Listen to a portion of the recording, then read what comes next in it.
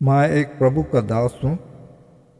मैं इस छोटी वीडियो के माध्यम से हमारे मसीही भाइयों एवं बहनों को बाइबल के कुछ ऐसे आयतें हैं जिनको समझ नहीं पाते हैं, उनको शेयर करना चाहता हूँ। उदाहरण के लिए दानियल 12 उसका 2 पद यहाँ पर इस तरह से लिखा है, और जो भूमि के नीचे सोए रहेंगे उनमें से बहुत से लोग जाग उठेंगे, कितने तो सदा के जीवन के लिए और कितने अपनी नामधराई और सदा तक अत्यंत घिनौने ठहरने के लिए। दूसरा आयत है प्रकाशित वाक्य 1 उसका 7 पद, यहाँ इस तरह लिखा है, देखो वह बादलों के साथ आने वाला है और हर एक आंख उसे देखेगी, वरन जिन्होंने उसे बेधा था वे भी उसे देखेंगे।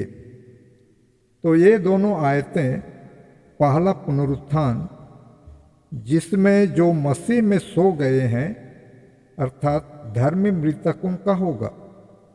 लेकिन इस पुनरुत्थान में और एक झुंड के लोग जी उठेंगे जिन्होंने यीशु को बेधा था, जैसे प्रकाशित वाक्य 1 उसका 7 पद में हम पढ़े, जिन्होंने उसे बेधा था, जिन्होंने यीशु को क्रूस पर लटकाने में शामिल थे, और वे जो यीशु का ठट्ठा किए, जैसे हम मत्ती 27 अध्याय उसका 32 से 44 पद में पाते हैं।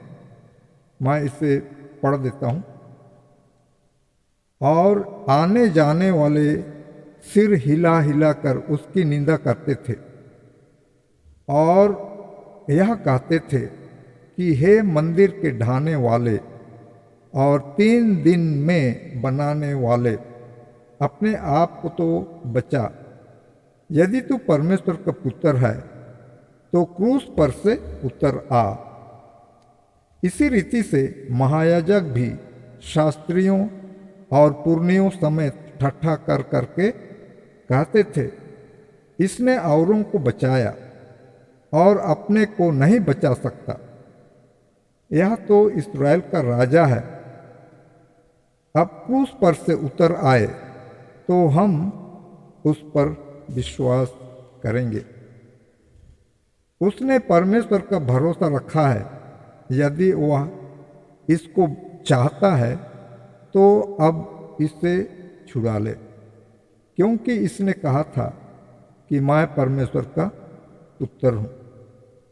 इस खास झुंड का पुनरुत्थान जो यीशु को क्रूस पर लटकाए ठट्ठा किए, ये झुंड का भी पहला पुनरुत्थान में होगा, लेकिन वे फिर नष्ट हो जाएंगे, फिर मर जाएंगे। प्रकाशित वाक्य 20:5 में कहता है, जब तक 1000 वर्ष पूरे ना होंगे तब तक मरे रहेंगे। दूसरा पुनरुत्थान कब होगा?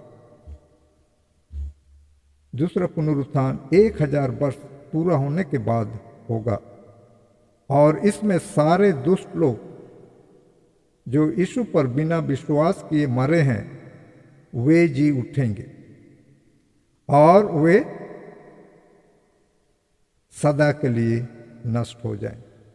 मैं 2 आयतें पढ़ देता हूँ। ऐसे तो बहुत सारे आयतें हैं इस विषय पर, लेकिन 2 आयतें मैं पढ़ देता हूँ। पहला है भजन संहिता 37 अध्याय उसका 20 पद, यहाँ कहता है, दुष्ट लोग नष्ट हो जाएंगे और यहोवा के शत्रु खेत की सुथरी घास के समान नष्ट होंगे, वे धुएं के समान लुप्त हो जाएंगे। दूसरा पदस्थल हम पढ़ेंगे, दूसरा थिस्सलुनी उसका 1 अध्याय उसका 9 पद, यहाँ कहता है, वे प्रभु के सामने से और उसकी शक्ति के तेज से दूर होकर अनंत विनाश का दंड पाएंगे। तो जो लोग, दुष्ट लोग जो दूसरा पुनरुत्थान का हिस्सा होंगे, वे सब अनंत विनाश के लिए होगा। लेकिन जो पहला पुनरुत्थान में हिस्सा लेते हैं, वे अनंत जीवन के लिए वो लोग जी उठेंगे। तो यहाँ पर हम लोग पाते हैं कि 2 पुनरुत्थान होगा। यूहन्ना 5 अध्याय उसका 28 और 29 और प्रेरितों 24 उसका 15 में हम लोग पाते हैं कि एक धर्मियों का पुनरुत्थान होगा और दूसरा अधर्मियों का पुनरुत्थान होगा। धर्मी लोग सदा के लिए, सदा अनंत जीवन के लिए जी उठेंगे और दुष्ट लोग जो है अनंत मृत्यु के लिए जी उठेंगे। तो यहाँ पर हम पाते हैं कि 2 तरह का पुनरुत्थान होगा, पहला पुनरुत्थान और दूसरा पुनरुत्थान। पहला पुनरुत्थान अनंत जीवन के लिए होगा और दूसरा पुनरुत्थान अनंत मृत्यु के लिए होगा। धन्यवाद।